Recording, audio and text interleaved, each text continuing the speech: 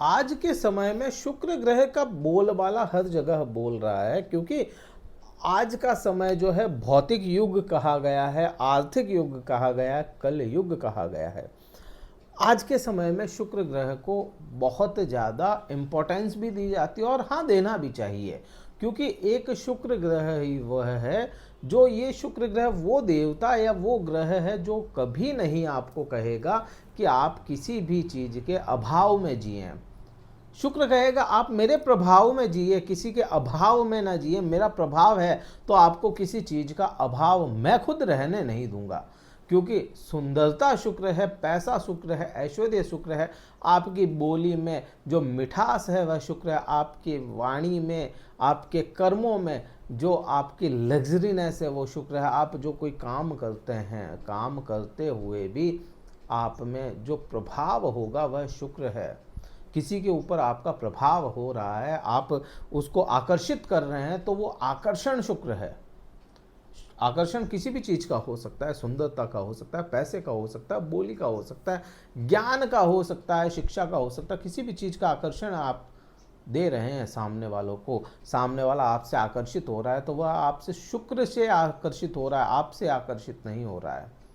शुक्र ग्रह बहुत ही अच्छा ग्रह है, लेकिन कैसा हो कि शुक्र ग्रह जैसे जातकों के लिए शुक्र ग्रह पंचम भाव के स्वामी होते हैं। पंचम भाव के स्वामी आपके इष्ट ग्रह होते हैं। इष्ट ग्रह अस्त हो रहे हैं। अस्त होना यहाँ पे शुक्र का आपके लिए कुछ अच्छे लेकिन कुछ बुरे परिणाम भी लेकर के आएगा। अस्त 28 तारीख को हो गए, लेकिन ये जो लंबा समय है अस्त होने का, इस समय में आप पे प्रभाव क्या आना है। देखिए, शुक्र ग्रह जब अस्त होते हैं तो वह अस्त समय में किसी प्रकार के मांगलिक कार्यक्रम, शादी विवाह, ग्रह मुहूर्त वगैरह कुछ भी नहीं किया जाता, गृह प्रवेश वगैरह कुछ भी नहीं किया जाता। आप पे क्या प्रभाव आएगा? आप पे यहाँ पे आप सीधा सा समझेंगे, क्योंकि आपके पांचवें भाव के स्वामी हैं और पांचवा भाव का स्वामी अस्त हो जाता है, तो यहाँ पे पहला जो प्रभाव आएगा वह आएगा, अगर कोई विद्यार्थी है तो उनकी शिक्षा पे। शिक्षा रुक जाए, थम जाए, शिक्षा में कमी आ जाए, ज्ञान भी यहाँ पे, क्योंकि शिक्षा और ज्ञान एक साथ चलते हैं, तो ज्ञान और शिक्षा में कमी देखने को आपको मिलेगी। कमी आना लाजमी है यहाँ पे।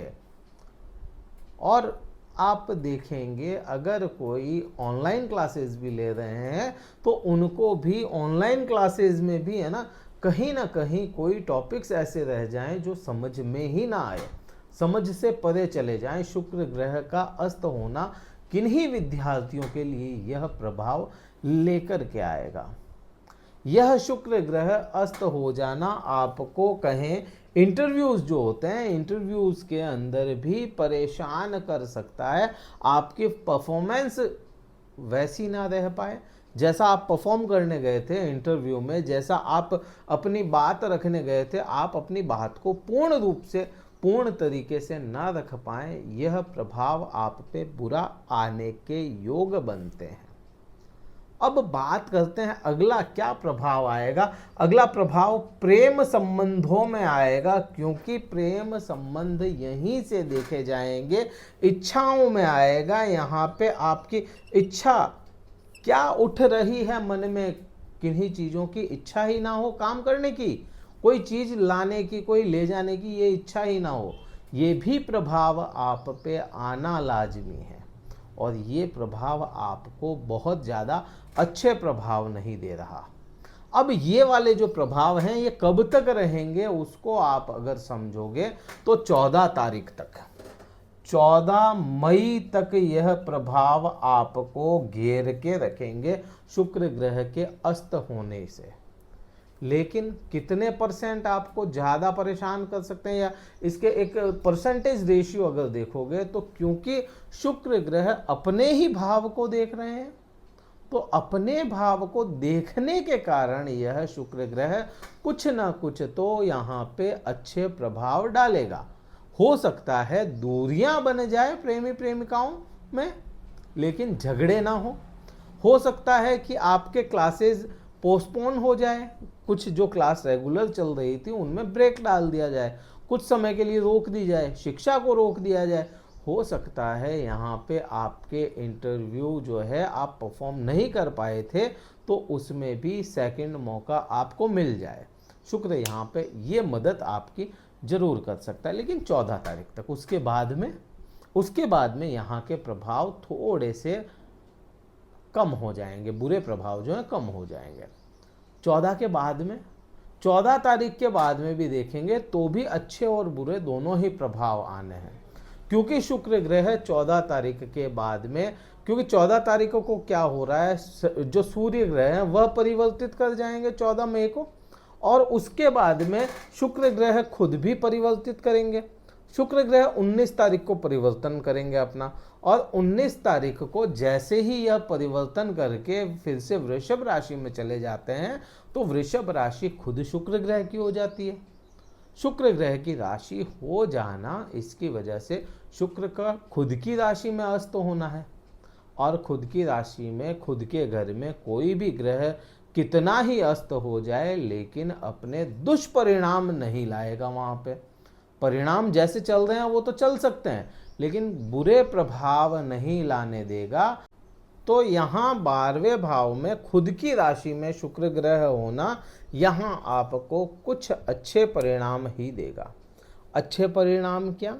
जिन पति पत्नी के आपसी संबंधों में दूरियां थी उनको, क्योंकि शुक्र खुद वहाँ पे आया है, तो आपको यहाँ से आंतरिक संबंध अच्छे या प्रगाढ़ करने का काम करेगा। चाहे अस्त है, बिल्कुल अस्त है, समझ में आता है अस्त है, अपने प्रभाव कम करता है, लेकिन कम करता है, लोलुप नहीं होता, खत्म नहीं करता। ये प्रभाव कम जरूर कर सकता है। खुद की राशि में होगा तो अपने प्रभाव भी वैसे ही देगा। यहाँ आपको विदेश या आपको मेडिकल खर्च बढ़ा सकता है यह, क्योंकि सूर्य परिवर्तन कर रहे हैं। सूर्य अगर 12वें भाव में आ गए हैं तो यहाँ पे आपके मेडिकल खर्च बढ़ाएगा ये मिथुन राशि वाले जातकों के। और खुद शुक्र भी है साथ में, तो क्या करेगा, मेडिकल खर्च भी बढ़ा सकता है। आपको मेडिकल खर्च नहीं बढ़ाया तो फिर यात्राएं करवा देगा, किसी ना किसी प्रकार की यात्रा आपको देखने को मिलेगी। अब यहाँ पे एक बात याद रखिएगा, मैंने कहा पति पत्नी के आंतरिक संबंध मधुर या प्रगाढ़ करेगा। इसका मतलब शुक्र यहाँ पे इफेक्ट आपके ला रहा है। जॉब में आपको इफेक्ट अच्छे ही मिलने हैं, क्योंकि आपके जो सूर्य है वह 12वें भाव में बैठा है और अपने प्रभाव 12वें भाव से जॉब में स्टेबल करने की कोशिश करेगा। यह सूर्य, शुक्र का प्रभाव तो है ही, लेकिन यहाँ पे 12वें भाव को जो लोग अपने घर से दूर नौकरी करते हैं, अपने घरों से, अपने जो भी जहाँ पैतृक निवास है उनका, जहाँ के वो खुद बाशिंदे हैं रहने वाले, तो वहाँ से दूरी पे अगर कोई जॉब करते हैं तो उनको यहाँ पे स्टेबिलिटी देखने को मिलेगी ही मिलेगी। अगला जो प्रभाव होगा वह अपन देखें, क्योंकि काल पुरुष की कुंडली जब भी खोली जाएगी तो द्वितीय भाव और सप्तम भाव शुक्र ग्रह को मिलता है। अब यहाँ पे वाणी का आपको अपनी वाणी का विशेष ध्यान रखना पड़ेगा। वाणी में कटुता आने की पूर्ण संभावनाएं हैं। पूरे योग हैं कि वाणी खराब हो जाए, वाणी में गलत बोलना शुरू कर दें। तो या तो चुप रहें या पहले तोलें फिर बोलें।